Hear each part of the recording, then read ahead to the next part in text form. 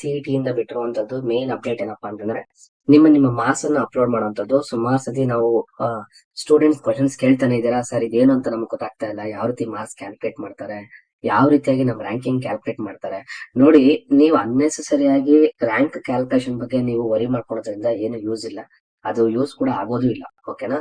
ಯಾಕಂತಂದ್ರೆ entire thing with respect ಬೇರೆ students ನ ಕಂಪೇರ್ ಮಾಡಿ ಅವರು ಕ್ಯಾಲ್ಕುಲೇಷನ್ ಮಾಡೋದ್ರಿಂದ ನೀವು ನಿಮ್ದಾಗಿರುವಂತಹ ಮಾರ್ಕ್ಸ್ ಅನ್ನ ಕ್ಯಾಲ್ಕುಲೇಟ್ ಮಾಡಕ್ಕೆ ಇಂಡಿವಿಜುವಲ್ ಆಗಿ ಮಾಡಕ್ ಆಗೋದಿಲ್ಲ. ಓಕೆನಾ? ಹಾಗಾದ್ರೆ ಏನಪ್ಪಾ ಇಲ್ಲಿ ಅಪ್ಡೇಟ್ ಕೊಟ್ಟರು ಅಂತಂದ್ರೆ, ನಿಮ್ಗೆ ಗೊತ್ತಿದೆ KA ವೆಬ್ಸೈಟ್ ನ ಓಪನ್ ಮಾಡಿದಾಗ ನಿಮ್ಗೆ ಕೊಡ್ತಾ ಇರುವಂತದ್ದು ಏನಪ್ಪಾ ಅಂತಂದ್ರೆ, ಫಸ್ಟ್ ನೀವು ನಿಮ್ಮ KA ಗೆ ಲಾಗಿನ್ ಆಗಿ, KA ಗೆ ಲಾಗಿನ್ ಆದಾಗ ಏನ್ ಡೀಟೇಲ್ಸ್ ಕೊಡ್ತಾರಪ್ಪ ಅಂತಂದ್ರೆ, ಫಸ್ಟ್ ನಿಮ್ಗೆ ಹಳೆ ರೀತಿಯಾಗಿನೇ ಒಂದು ಹೊಸ ಅಪ್ಡೇಟ್ ನೋಡಿ, ಈ ತರ ಲಾಗಿನ್ ಮಾಡ್ಕೊಳ್ಳಿ. ಸೊ ಪ್ರವೇಶಕ್ಕೆ ಹೋಗ್ತೀರಾ, PG ಡಿಪ್ಲೊಮಾ CET ಹೋಗ್ತೀರಾ, ಇಲ್ಲಿ ಮಾರ್ಕ್ಸ್ ಎಂಟ್ರಿ ಕೊಡ್ತೀರಾ. ಸೊ ಇಲ್ಲಿ ನಿಮ್ಗೆ ಗೊತ್ತಿರುವಂತಹ ಇದ್ರ ಪ್ರಕಾರ ಅದು ಆಟೋಮೆಟಿಕ್ ತಗೊಳುತ್ತೆ. ನೀವು ಲಾಗಿನ್ ಆಗ್ಬೇಕು ಅಥವಾ ನಿಮ್ಮ ಡೇಟಾನ ಕರೆಕ್ಟ್ ಆಗಿ ಹೊಡಿಬೇಕು. ಹೊಡೆದಾಗ ಲಾಗಿನ್ ಕೊಟ್ರಿ ಅಂತಂದ್ರೆ ನಿಮಗ್ ಕೇಳ್ತಾ ಇರುವಂತಹ ಡೀಟೇಲ್ಸ್ ಏನಪ್ಪಾ ಅಂತಂದ್ರೆ, ಆಡ್ ನ್ಯೂ ಮಾರ್ಕ್ಸ್ ಎಂಟ್ರಿ ಅಂತ ಕೇಳ್ತಾ ಇದೆ. ನಿಮ್ಗೆ ಗೊತ್ತಿದೆ ಅಲ್ವೋ, ಲಾಸ್ಟ್ ಟೈಮು ಇದೇ ಮಾರ್ಕ್ಸ್ ಎಂಟ್ರಿ ನಲ್ಲಿ ಸುಮಾರು ಮಿಸ್ಟೇಕ್ಸ್ ಆಗಿತ್ತು. ಜೊತೆಲಿ ಸ್ಟೂಡೆಂಟ್ಸ್ ಕೂಡ ತುಂಬಾ ಕ್ಲಾರಿಟಿ ಇರ್ಲಿಲ್ಲ. ಅದೇ ರೀತಿಯಾಗಿ ಎಷ್ಟೋ ಜನ ಹುಡುಗರು ಮತ್ತೆ KA ಕೂಡ ಹೋಗ್ಬೇಕಾಗಿ ಬಂತು. ಆ ಮಾರ್ಕ್ಸ್ ಎಂಟ್ರಿ ಆಗಿರೋದನ್ನ ಅವ್ರು ಕರೆಕ್ಟ್ ಆಗಿ ಎಂಟ್ರಿ ಕೂಡ ಮಾಡಿರ್ಲಿಲ್ಲ. ಸೊ ಇದೆಲ್ಲ ತುಂಬಾ ಮಿಸ್ಟೇಕ್ಸ್ ಆಗಿತ್ತು. ಸೊ ಈ ಸತಿ ಕೂಡ ಆತರ ರಾಮಾಯಣ ಆಗುತ್ತಲ್ಲೋ ಗೊತ್ತಿಲ್ಲ, ಬಟ್ ನೆನ್ಪಿಟ್ಕೊಳ್ಳಿ, ನೀವ್ ಏನ್ ಆಗ್ತಿರೋ ಅದನ್ನ ಯೋಚನೆ ಮಾಡಿ, ಅದನ್ನ ಸ್ವಲ್ಪ ಡಿಸ್ಕಸ್ ಮಾಡಿ, ಅದನ್ನ ಅಪ್ಲೋಡ್ ಮಾಡಿ. ಅನ್ನೆಸೆಸರಿ ಆಗಿ ನೀವೇ CGPA SGPA ನನ್ಗೇನೋ ಒಂದು ಬ್ಲೈಂಡ್ ಆಗಿ ಕ್ಯಾಲ್ಕುಲೇಟ್ ಮಾಡಕ್ ಹೋಗ್ಬೇಡಿ. So please upload marks here if you have CGPA. Your request is to convert from CGPA to marks ಅಂತ ಹೇಳ್ತಿದ್ದಾರೆ. ನೋಡಿ, ಇಲ್ಲಿ ಇದೇ ಇರುವಂತಹ ಪ್ರಾಬ್ಲಮ್ ಏನಪ್ಪಾ ಅಂತಂದ್ರೆ, ಪ್ರತಿ ಸತಿನೂ ಇದು CGPA ಇಂದ SGPA ಗ ಅಥವಾ ಮಾರ್ಕ್ಸ್ ಗ ಕನ್ವರ್ಟ್ ಮಾಡಿ ಅಂತ ಕೇಳ್ತಾರೆ. ಲಾಸ್ಟ್ ಟೈಮ್ ಕೆಲವು ಟೈಮ್ ಮಾರ್ಕ್ಸ್ ಇಂದ CGPA ಕೇಳಿದ್ರು.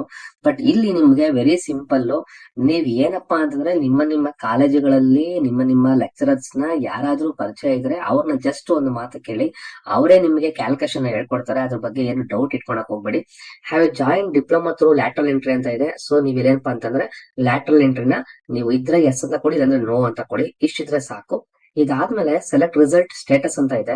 ಸೆಲೆಕ್ಟ್ ಮಂತ್, ಸೆಲೆಕ್ಟ್ ಇಯರ್, ಯಾವ ಇಯರ್ ಅಲ್ಲಿ ಪಾಸ್ ಆದ್ರಿ. ವೆರಿ ಸಿಂಪಲ್, ನಿಮ್ಮ ಮಾರ್ಕ್ಸ್ ಕಾರ್ಡ್ಗಳಲ್ಲೇನೆ ಕೊಟ್ಟಿರ್ತಾರೆ ಯಾವ ಇಯರ್ ಅಲ್ಲಿ ಪಾಸ್ ಆದ್ರಿ ಅನ್ನೋದನ್ನ ಆ ಮಾರ್ಕ್ಸ್ ಕಾರ್ಡ್ ಕೊಟ್ಟಿರ್ತಾರೆ. ಈಗ ಕೆಲವರಿಗೆ ಡೌಟ್ ಇರುತ್ತೆ, ಸರ್ ನಾನು ಮ್ಯಾಥ್ಸ್ 3 ವರ್ಷ ಆದ್ಮೇಲೆ ಲಾಸ್ಟ್ ಅಲ್ಲಿ ಪಾಸ್ ಆದ್ರೆ ಅದನ್ನ ಹೆಂಗ್ ಕ್ಲಿಯರ್ ಮಾಡೋದು. ನೋಡಿ, ಮ್ಯಾಥಮೆಟಿಕ್ಸ್ ನ ನೀವು ಲಾಸ್ಟ್ ಇಯರ್ ಅಲ್ಲಿ ಅಕಸ್ಮಾತ್ ಪಾಸ್ ಆದ್ರೂ ಕೂಡ ಆ ಸಬ್ಜೆಕ್ಟ್ ಅಲರ್ಟ್ ಆಗೋದು ನಿಮ್ಗೆ ಯಾವಾಗಪ್ಪ ಅಂದ್ರೆ ಫಸ್ಟ್ ಇಯರ್ ಮಾತ್ರ. ಅಂದ್ರೆ ಫಸ್ಟ್ ಇಯರ್ ಮಾರ್ಕ್ಸ್ ಎಲ್ಲ ಫಸ್ಟ್ ಇಯರ್ ಅಲ್ಲಿ ನಿಮಗೆ ರಿಸಲ್ಟ್ ಯಾವಾಗ ಬಂತು ಆ ರಿಸಲ್ಟ್ ಡೇಟ್ ನ ನೀವು ಅನೌನ್ಸ್ ಮಾಡಿದ್ರೆ ಅದ್ರಲ್ಲಿ ಕೊಟ್ರೆ ಕೂಡ ಸಾಕು. ಅಥವಾ ಫಸ್ಟ್ ಇಯರ್ ಯಾವ್ದೋ ಒಂದು ಮಾರ್ಕ್ಸ್ ಕಾರ್ಡ್ ಇರುತ್ತೆ, ಆ ಮಾರ್ಕ್ಸ್ ಕಾರ್ಡ್ ಅಲ್ಲಿ ಡೇಟ್ ಇರುತ್ತೆ, ಆ ಡೇಟ್ ಎಂಟ್ರಿ ಮಾಡಿದ್ರೆ ಸಾಕು. ಡೇಟ್ ನ ಬಗ್ಗೆ ವರಿ ಮಾಡ್ಕೊಳಕ್ ಹೋಗ್ಬೇಡಿ, ಅದನ್ನ ಅವರೇ ಕನ್ಸಿಡರ್ ಮಾಡ್ತಾರೆ ಅಥವಾ ವೆರಿಫೈ ಮಾಡ್ಕೋತಾರೆ. ಮಾರ್ಕ್ಸ್ ಅನ್ನ ಮಾತ್ರ ಕೇರ್ಫುಲ್ ಆಗಿ.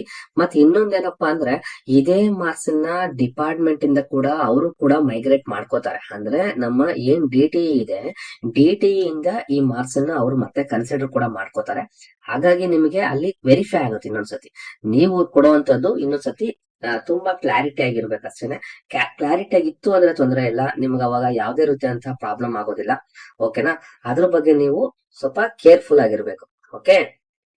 ಯಾಕೆ ಅಂತಂದ್ರೆ ನಿಮಗೆ ಪ್ರಾಬ್ಲಮ್ ಆಗೋದೇ ಇವಾಗ. ಏನಪ್ಪಾ ಪ್ರಾಬ್ಲಮ್ ಅಂತಂದ್ರೆ, ಈ ಮಾರ್ಕ್ಸ್ ಅನ್ನ ಸರಿಯಾಗಿ ಎಂಟ್ರಿ ಮಾಡ್ಲಿಲ್ಲ ಅಂತಂದ್ರೆ ತುಂಬಾನೇ ರಿಸ್ಕ್ ಸಿಗಾಕೊಬೇಕಾಗತ್ತೆ. ಅದಕ್ಕೆ ವೆರಿ ಇಂಪಾರ್ಟೆಂಟ್, ನೀವು ಮಾರ್ಕ್ಸ್ ಅನ್ನ ಮತ್ತೆ ಈ ಕನ್ವರ್ಷನ್ ನ ಕೇರ್ಫುಲ್ ಆಗಿ ಕ್ಯಾಲ್ಕುಲೇಟ್ ಮಾಡಿ. ಓಕೆನಾ? ಮತ್ತೆ ಇನ್ನೊಂದೇನಪ್ಪಾ ಅಂದ್ರೆ, ನಾಟ್ ಆಗಿ ಹಾಜರಾಗಿದ್ದೀರಾ ಅಂತ ಕೇಳ್ತಾ ಇದ್ದೆ. ಇದು ಆರ್ಕಿಟೆಕ್ಚರ್ ಸಂಬಂಧಿಸಿರುವಂತಹ ಎಕ್ಸಾಮ್. ಅದಕ್ಕೆ ಏನಾದ್ರೂ ನಿಮಗೆ ನಾಟ ಬಗ್ಗೆ ಎಲ್ಲಾನ ಓದಿದ್ರೆ, ನೀವೇನಾದ್ರೂ ಅಟೆಂಡ್ ಮಾಡಿದ್ರೆ ಅವ್ರಿಗೆ ಗೊತ್ತಿರುತ್ತೆ. ಅಟೆಂಡ್ ಮಾಡದೇ ಇರೋರು ವರಿ ಮಾಡ್ಕೊಳಷ್ಟೇ ಇಲ್ಲ. ಓಕೆನಾ? ಅವ್ರ ಇದ್ರ ಬಗ್ಗೆ ವರಿ ಮಾಡ್ಕೊಳಕ್ ಹೋಗ್ಬೇಡಿ. ಸೊ ಇದೇ national aptitude test in architecture ಅಂತ, ಅದನ್ನ ನಾಟ ಅಂತಂದ್ರೆ, ಸೊ ಅದನ್ನ ನೀವು ಇದೆಲ್ಲ ಎಂಟ್ರಿ ಮಾಡಾದ್ಮೇಲೆ ಏನ್ ಮಾಡ್ಬೇಕು, ಪ್ರಿಂಟ್ ಅಪ್ಲಿಕೇಶನ್ ಕೊಡಬೇಕು. ಸೊ ಇದು ಅಷ್ಟೇ ನಾನು ಹೇಳ್ತಿದ್ದೀನಿ. ಏನೋ ಅವ್ರು ಬಿಟ್ಟಿದ ತಕ್ಷಣ ಇಮಿಡಿಯೇಟ್ ಆಗಿ ಮಾಡ್ಬಿಟ್ರೆ ನಾನು ಸ್ಯಾಟಿಸ್ಫ್ಯಾಕ್ಷನ್ ಅಂತ ಮಾಡಕ್ ಹೋಗ್ಬೇಡಿ. Take your own time. ಅದಕ್ಕೆ ಒಂದು ಕೊನೆ ಟೈಮ್ ಅಂತ ಕೊಡೋದಿಲ್ಲ. ಈ ಪ್ರೊಸೆಸ್ ಹೋಗ್ತಾ ಇರುತ್ತೆ. ನಿಮ್ಗದು ಲಾಸ್ಟ್ ಇಯರ್ ನೋಡಿದ್ರೆ ನಿಮ್ಗೆ ಗೊತ್ತಾಗುತ್ತೆ. ನಿಮ್ಮ ಸೀನಿಯರ್ಸ್ ನ ಕೇಳಿ. ಅಷ್ಟು ಆತರ ಪಟ್ಟು ಅವ್ರು ಅಪ್ಲೋಡ್ ಮಾಡಿದ ತಕ್ಷಣ ಇಮಿಡಿಯೇಟ್ ಮಾಡುವಂತ ಕೆಲಸ ಮಾಡಕ್ ಹೋಗ್ಬೇಡಿ.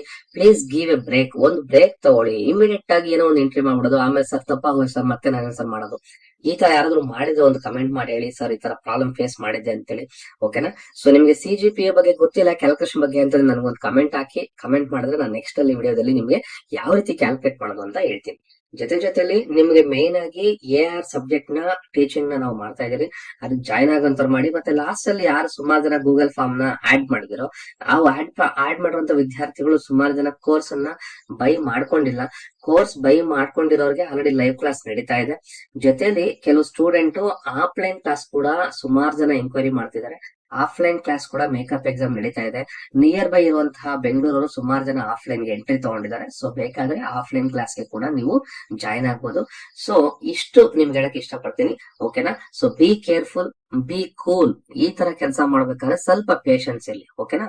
So all the best for your ranking and all the best for your result, and let's start your hard work for your next upcoming makeup exam. Okay, thank you.